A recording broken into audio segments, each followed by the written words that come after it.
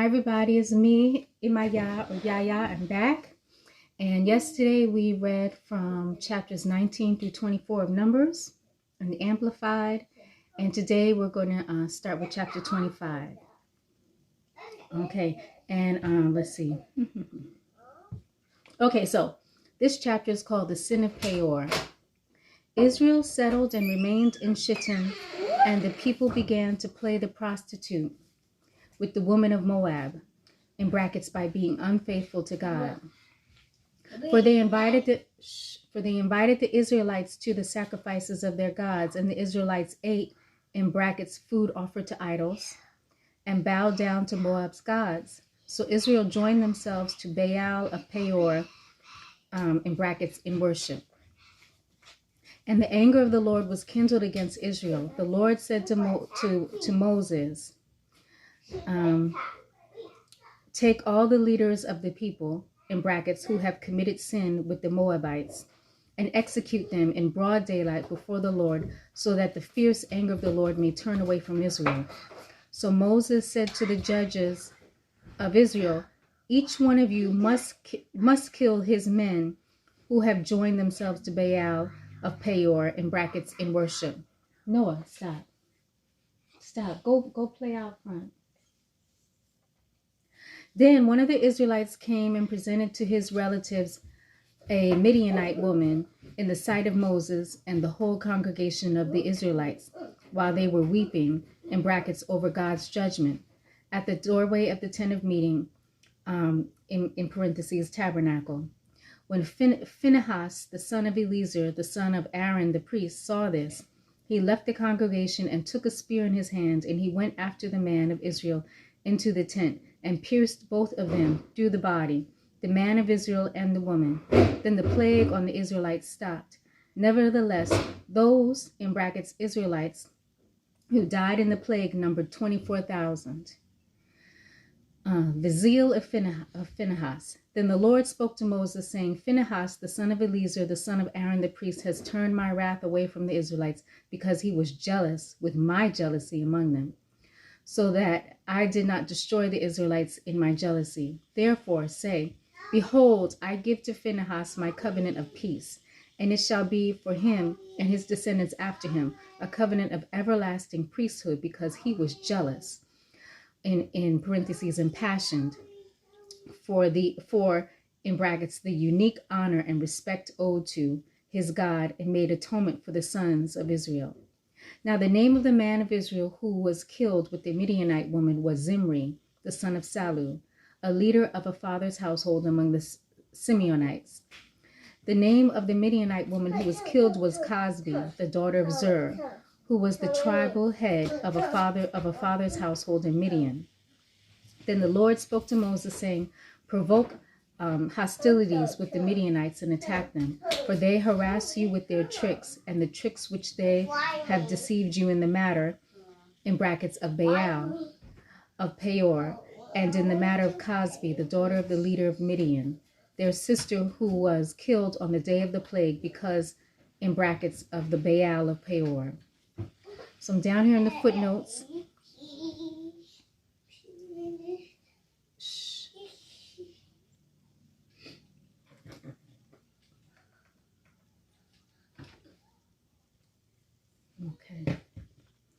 Okay, so let's see, 25:11. Phinehas, the son of Eleazar, the son of Aaron the priest, has turned my wrath away from the Israelites, because he was jealous with my jealousy among them. So it says down here in the footnotes, intolerant of an unfaithfulness. God does not tolerate the transfer of the honor and worship that is due to him to any other being or object. Amen. Amen. You know, I mean, just think about it.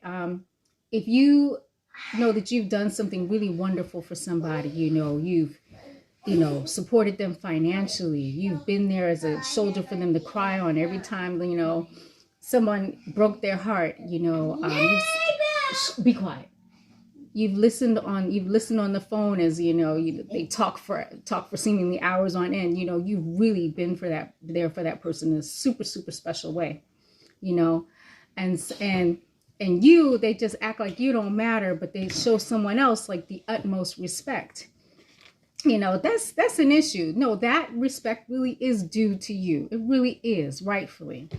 And, you know, and I guess that's, you know, where God is coming from in terms of, you know, they say God is a jealous God. And so he's not going to allow you to give what's due him to someone else, you know. And, you know, as I get older, you know, I realize this more and more, that, you know, you hear people say all the time, people treat you the way you let them, or the way you train people to teach you. And as I get older, I'm realizing this. And so even God, if God allows us to, we tend to take God for granted. You know, it's just in our nature as human beings. So God, you know, many times has to remind us, you know, who he is and who we are and whose we are. No, cut that out. So anyhow, okay, so down to the next footnote, 25:13. And it shall be for him and his descendants after him a covenant of everlasting priesthood, because he was jealous or impassioned for the unique honor and respect owed to his God, and made atonement for the sons of Israel. Okay, so it says down here, reconciled to the Israelites. Okay, Numbers 26. Okay, census of a new generation. No, stop. Did you want to listen to that a little bit louder? Yeah. A little bit louder? Okay. Okay. Excuse me 1 second, guys. 1 second, guys. Okay. Okie dokie. Whoa. I turn my hair with. Well, baby, I can't turn it up too loud. Why? Because I'm making a video. Okay? Okay. Whew. Okay. Okay, so chapter 24, census of a new generation. Then it happened after the plague that the Lord said to Moses and Eleazar, the son of Aaron the priest, take a census of the, in brackets, males in the congregation of the sons of Israel from 20 years old and upward, by their fathers' households, all in Israel who are able to go to war. So Moses and Eleazar the priest spoke with the people in the plains of Moab by the Jordan at Jericho, saying, a census of the people shall be taken from 20 years old and upward, just as the Lord has commanded.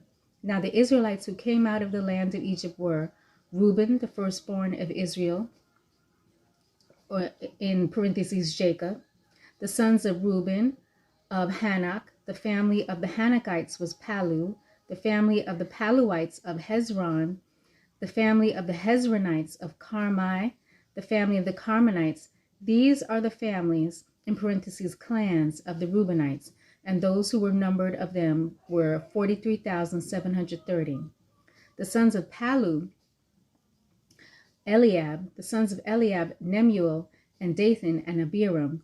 These are the Dathan and Abiram who were called by the congregation, who contended against Moses and Aaron in the company of Korah, when they contended against the Lord. And the earth opened its mouth and swallowed them up along with Korah, when the company died, when the fire devoured 250 men, so that they became, in brackets, a warning sign. But Korah's sons did not die, in bracket, because they did not participate in the rebellion. Okay, so you remember that, you know, you may remember I did a video about that a couple of videos ago. Okay, then the sons of Simeon, according to their families, of Nemuel, the family of the Nemuelites, of Jamin, the family of the Jaminites, of Jachin, the family of the Jachinites, of Zerah, the family of the Zerahites, of Shaul, the family of the Shaulites. These are the families, in parentheses, clans of the Simeonites, 22,200. The sons of Gad, according to their families, of Zephon, the family of the Zephonites of Haggai, the family of the Haggites of Shunai, the family of the Shunites of Ozni, the family of the Oznites of Eri, the family of the Erites of Arad, the family of the Aradites of Areli, the family of the Arelites. These are the families, in parentheses, clans of the sons of Gad, according to those who were numbered, 40,500. The sons of Judah were Er and Onan, But Er and Onan, in brackets, were judged by God and died in the land of Canaan. The sons of Judah, according to their families, of Shelah, the family of the Shelanites, of Perez, the family of the Perizzites, of Zerah, the family of the Zerahites. The sons of Perez, of Hezron, the family of the Hezronites, of Hamul, the family of the Hamulites.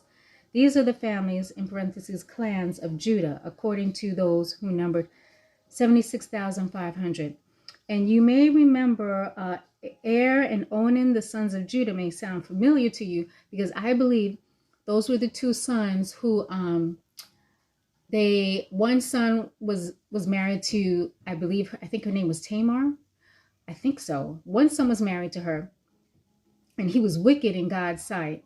So God killed him, and she never had any children. So the next brother was instructed to sleep with her to produce a child in the name of his dead brother, but he didn't really want to do that because he knew the child technically wasn't his.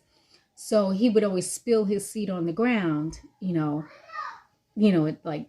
what that means. All right, he would always spill his seed on the ground so that he wouldn't impregnate her. And so that was wicked in God's sight, and God killed him. And then later on, so Judah promised her that his younger son he would give to her in marriage, so that she could have children. But he was so scared that like his next son would die, not realizing that his sons died, that God had killed the sons because they were wicked. And then she pretended to be a prostitute on the side of the road, and she took a pledge from him, that he was going to bring her some sheep as payment or something. And she slept with him. She got pregnant. And, and then he was like, people was like, she's pregnant. And he was like, burn her. And then she said, well, but she showed he had his pledge, and she was like, wow, she's more righteous than me. So she had her, basically she wound up having her father-in-law's baby. So that's Er and Onan, the sons of Judah. Okay. Anyway, the sons of Issachar, according to their families, of Tola, the families of the Tolaites, of Puva, the family of the Punites, of Jashub, the family of the Jashubites, of Shimron, the family of the Shimronites.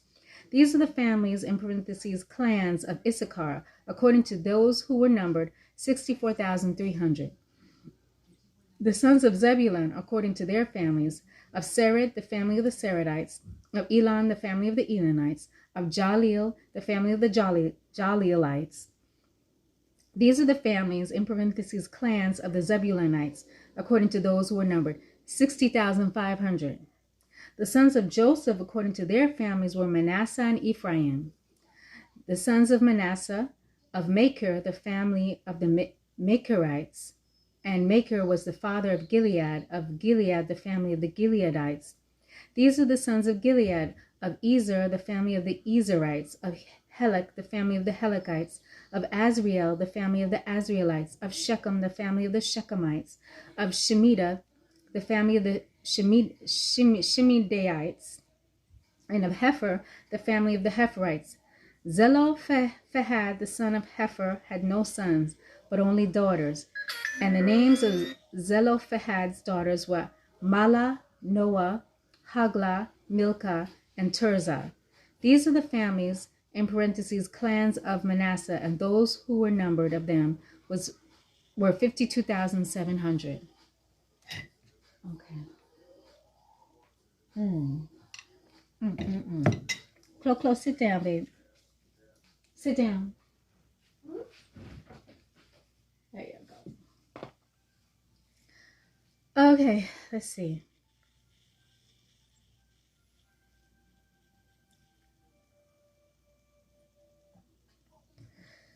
Okay, the sons of Benjamin, according to their families, of Bela, the family of the Belaites, of Ashbel, the family of the Ashbelites, of Ahiram, the family of the Ahiramites, of Shephufam, the family of the Shephufamites.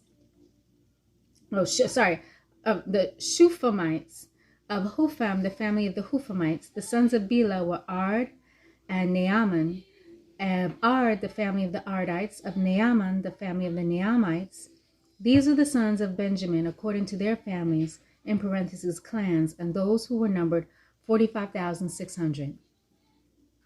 These are the sons of Dan according to their families, of Shuham, the family of the Shuhamites. These are the families of Dan according to their families, all the families, in parentheses, clans of the Shuhamites, according to those who were numbered 64,400. Of the sons of Asher, according to their families, of Imnah, the family of the Imnites, of Ishvi, the family of the Ishvites, of Beriah, the family of the Beriites, of the sons of Beriah, of Heber, the family of the Heberites, of Malchiel, the family of the Malchielites, and the name of the daughter of Asher was Sarah. These are the families, in parentheses, clans, of the sons of Asher, according to those who were numbered 53,400. Of the sons of Naphtali, according to their families, of Jaziel, the family of the Jazilites, of Guni, the family of the Gunites, of Jezer, the family of the Jezerites, of Shillam, the family of the Shillamites. These are the families, in parentheses, clans, of Naphtali, according to their families, and those who were numbered of them were 45,400. This was the total number of the male Israelites, 601,730, in brackets 20 years old and upward, who were able to go to war. And the Lord spoke to Moses, saying, among these the land shall be divided as an inheritance according to the number of names. To the larger tribe you shall give the larger inheritance, and to the smaller tribe the smaller inheritance. Each tribe shall be given its inheritance according to its numbers, but the land shall be divided by lot. They shall receive their inheritance according to the names of the tribes of their fathers, or tribal ancestors. According to the location selected by lot, their inheritance shall be divided between the larger and the smaller groups. These are those who were numbered of the Levites according to their families, of Gershon, the family of the Gershonites, of Kohath, the family of the Kohathites, of Merari, the family of the Merarites. These are the families of Levi, the family of the Libanites, the family of the Hebronites, the family of the Malites, the family of the Mushites, the family of the Korahites, and Kohath was the father of Amram. The name of Amram's wife was Jochebed. Okay. Okay, interesting.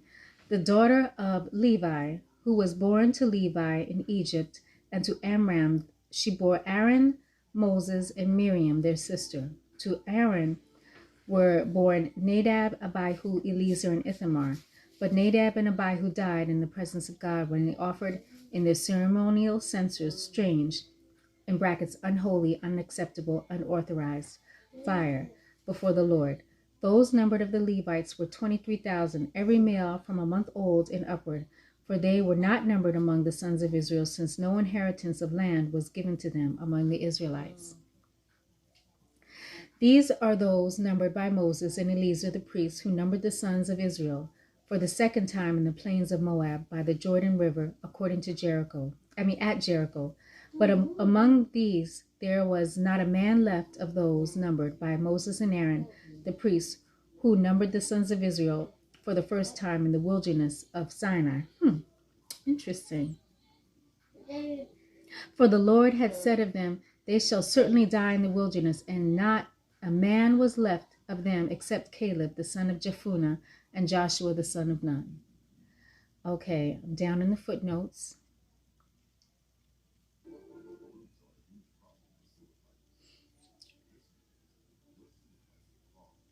Okay. So on to Numbers 27, a law of inheritance. Then the 5 daughters of Zelophad, the son of Hepher, the son of Gilead, the son of Machir, the son of Manasseh, from the tribes of Manasseh, who was the son of Joseph, approached with a request. You looking good, Chloe. You look really pretty. Math. Yeah. You look Math. good. You look good, baby. You look good.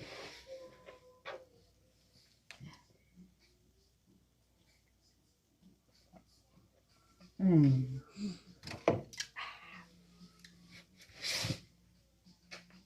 love you too, Coco. Hey, you kiss me. Hey, why you kiss me? Mm-hmm. Okay. Okay. Yeah. Mm. Where was I?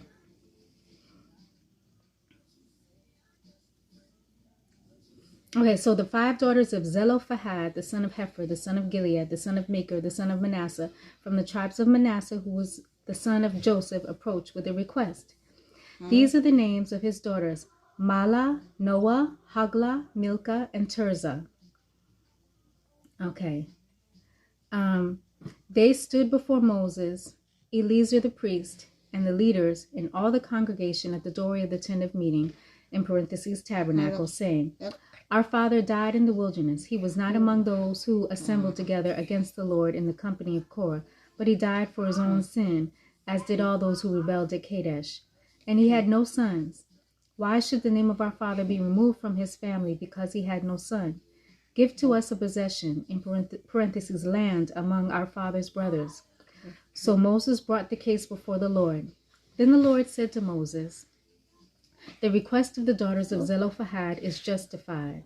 You shall certainly give them a possession as an inheritance among their father's brothers, and you shall transfer their father's inheritance to them.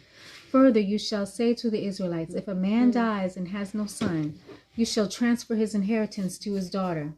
If a man has no daughter, then you shall give his inheritance to his brothers. If a man has no brothers, then you shall give his inheritance to his father's brothers. If his father has no brothers, then you shall give his inheritance to his nearest relative in his own family, and he shall take possession of it. It shall be a statute and ordinance to the Israelites, just as the Lord had commanded Moses. Now, I just thought about something. I think that's awesome. I guess this is Old Testament feminism, right? But it makes sense. Why should the daughters be left destitute? Why should they not get what was their father's? And I would think that's what the father would want, is for his daughters to be secure. Something just occurred to me though. So if he leaves behind a wife, does all of his possessions, and a wife and no children and all, just a wife, does that still transfer to his brother? And is she left basically destitute? I just thought about that. How does, what's the deal with that? She basically at the mercy of her brother-in-law. And, hopefully, he likes her well enough to, be kind to her. It just occurred to me. Okay, but I guess that's a Old Testament feminism, but that's good.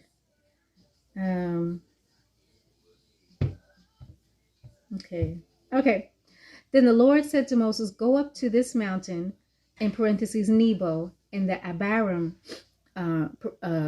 brackets range, and look at the land I have given to the sons of Israel.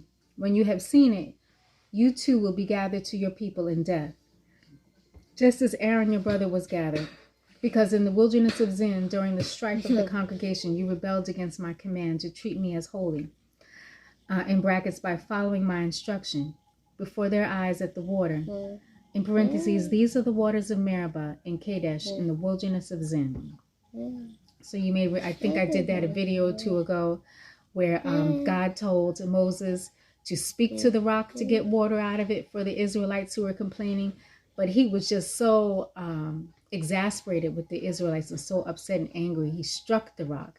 And the water still flowed for the Israelites. But God said, because you did this, you're not going to enter the promised land.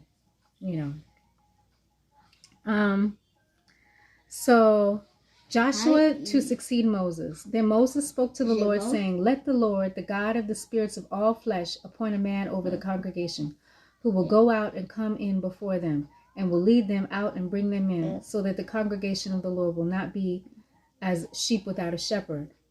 The Lord said to Moses, Take Joshua, the son of Nun, a man in whom is the Spirit, and lay your hand on him, and have him stand before Eleazar the priest, and before the whole congregation, and give him a commission in their sight. You shall put some of your authority and honor on him, so that all the congregation of the Israelites will obey him. He shall stand before Eleazar the priest, who shall inquire before the Lord for him by the judgment in parentheses, decision of the Urim. At Joshua's command, the people shall go out, and at his command they shall come in, and all the congregation of Israel with him. Moses did as the Lord commanded him. He took Joshua and had him stand before Eleazar the priest and the whole congregation. And Moses laid his hands on Joshua and commissioned him, just as the Lord had commanded through Moses. Okay, and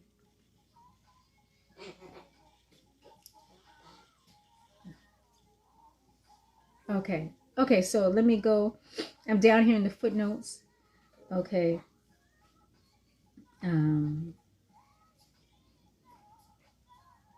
Okay, so 27:16.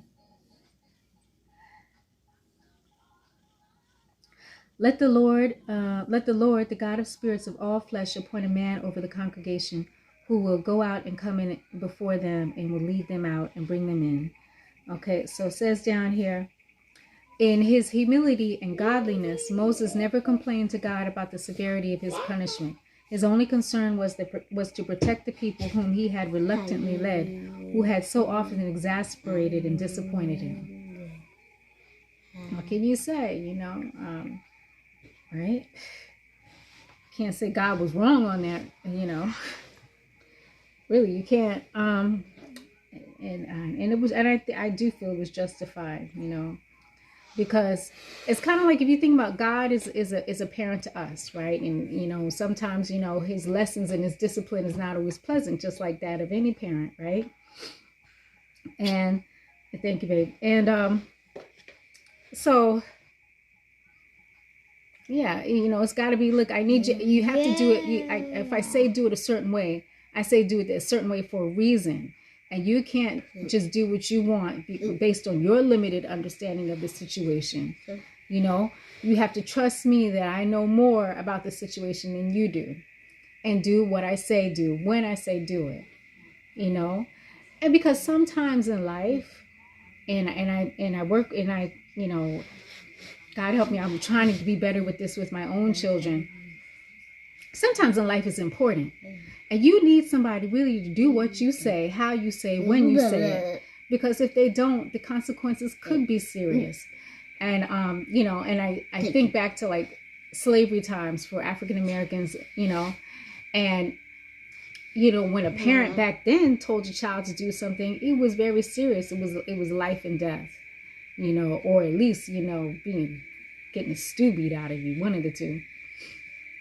And, and I guess the parents said, I'd rather beat the stew out of you than let the white slave master do it, because it'll be worse, But in some ways, I feel like even as an African American, I think in some ways that stuff still applies, because for African Americans, it is a different experience in America, and some things are more.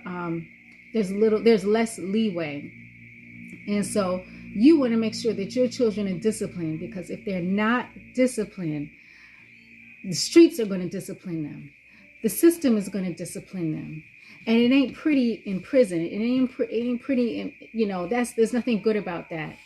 And, and I've heard that now that basically men are in women's prisons because now they're claiming that they are women in order to get out of men's prison, and women are winding up pregnant and winding up raped. And it's just a horrible, ugly, social experiment done on people who are disenfranchised, people of color.